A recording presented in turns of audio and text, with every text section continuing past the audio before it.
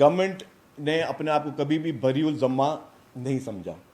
जो जो जहाँ जहाँ पे कोताहियाँ थीं उसकी निशानदेही हमने इसमें खुद की है। अगर आपने फैसले जो हमने पढ़े, आपने देखा हुकूमत ने माना है कि हाँ कहाँ कहाँ पे हमसे जो है वो हमारी कोताहियाँ थीं, और जहाँ जहाँ पे किसी और इदारे की कोताही थी उसको भी उसकी भी निशानदेही की है।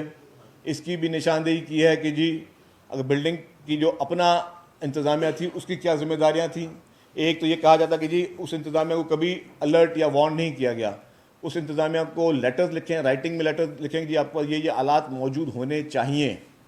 जब भी कोई इस तरह की आफत हो तो आपको निपटने के लिए आपके पास वो इंतजाम होने चाहिए। बिल्डिंग इंतजामिया ने नहीं की। इसी तरीके से बिल्डिंग कंट्रोल के भी बहुत सारी डिटेल में चीज़ें दी गई हैं कि पहले दुकानें कितनी थी, फिर मज़ीद दुकानें कितनी बनी, फिर जो स्टेयर केस की साइज़ जो होती है कितनी होनी चाहिए जिससे लोग निकल सकें किसी फायर या इस तरह के एमरजेंसी में।